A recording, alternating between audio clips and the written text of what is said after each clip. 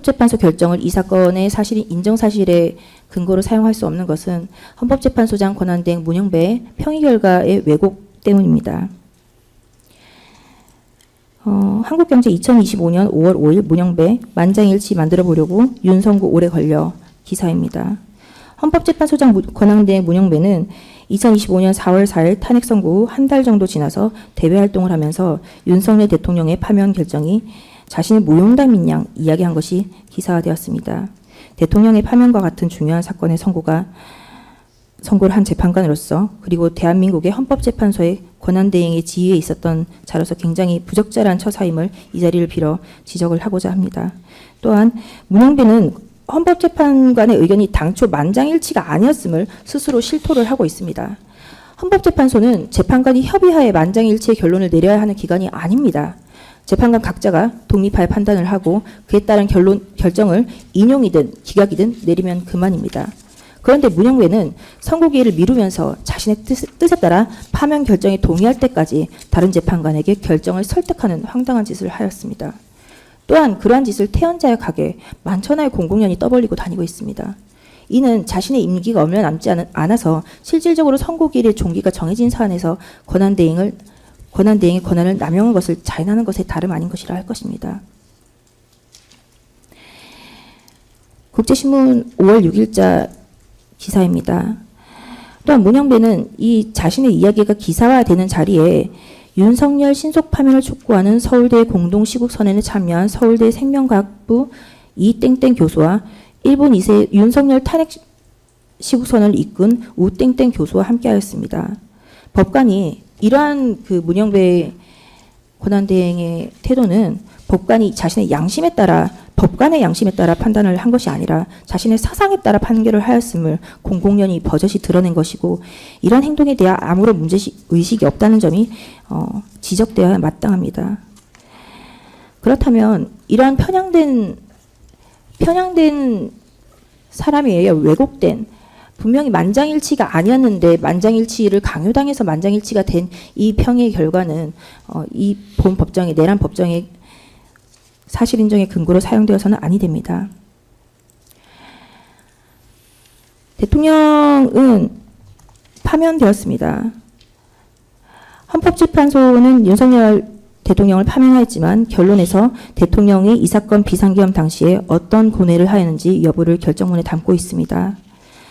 헌재는 이 사건 계엄의 국헌 문란의 목적을 부인하고 있습니다. 읽어보겠습니다.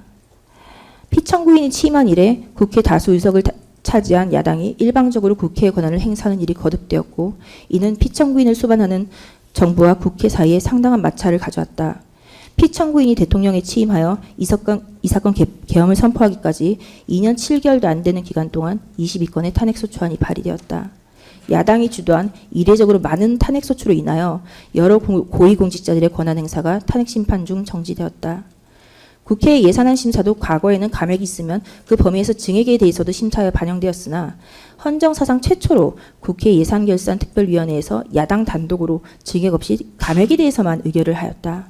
특히 국회 예산결산특별위원회는 대통령 비서실, 국가안보실, 경찰청 특수활동비, 검찰과 감사원의 특수활동비 및 특정 업무 경비 예산의 전액을 감액하는 의결을 하였는데 이 가운데는 검찰의 국민생활침해범죄수사, 사회적 약자 대상 범죄수사, 마약수사, 사회공정성 저해사범수사, 공공수사 등 수사지원 관련 예산이 포함되어 있었다. 피청구인이 수립한 주요 정책들은 야당의 반대로 시행될 수 없었고 야당은 정부가 반대하는 법률안들은 일방적으로 통과시켜 피청구인들의 제2요구가 제2에 부결된 법률안들의 재발의 및 의결이 반복되는 상황이 발생하였다. 그 과정에서 피청구인은 행정부의 수반이자 국가원수로서 야당의 전횡으로 국정이 마비되고 국익이 현저히 저해되어 가고 있다고 인식하여 이를 어떻게든 타개하여야만 한다는 막중한 책임감을 느끼게 되었을 것으로 보인다. 이 사건 계엄 선포 및 그에 수반한 조치들은 국정 최고 책임자로서 피청구인이 가지게 된 이러한 인식과 책임감의 바탕을 둔 것으로 이해할 수 있다. 피청구인이 야당이 중심이 된 국회의 권한행사에 관하여 권력의 남용이라거나 국정마비를 초래하는 행위라고 판단한 것은 그것이 객관적 현실에 부합하는지 여부나 국민 다수의 지지를 받고 있는지 여부를 떠나 정치적으로 존중되어야 한다. 라고 헌재는 윤석열 대통령을 파면하였지만 결론 부분에서 이와 같은 설시를 하였습니다. 결정문은 대통령의 행위가 국민의 신임을 배반한 행위로서 헌법 수호의 관점에서 용납할 수 없는 중대한 헌법 위반이라고 파면한다는 판단을 내리고서는 마지막 결론 부분에 가서는 지금까지와는 결이 다른 얘기를 하고 있습니다. 한 결정문 안에서 이런 모순되는 얘기가 전개된다는 것은 8인의 재판관 사이에서 실제적 판단에 대해서 팽팽한 의견 대립이 있었다는 것을 암시합니다.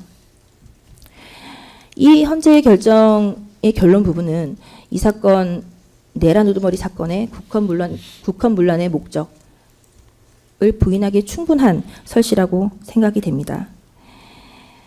대통령 윤석열을 파면한 헌법재판소 결정문에서조차 이 사건 계엄을 행정부의 수반이자 국가 원수로서 막중한 책임감을 느끼고 선포한 것을 인정하고 있는데 특검이 이제 와서 공소장 변경을 하여 아무런 증거도 없이 장기 독재를 운운함은 스스로를 우스운꼴로 만드는 것이라 할 것입니다.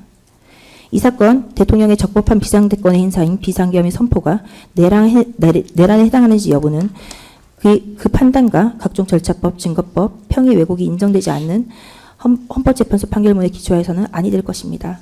이상입니다. 네, 알겠습니다.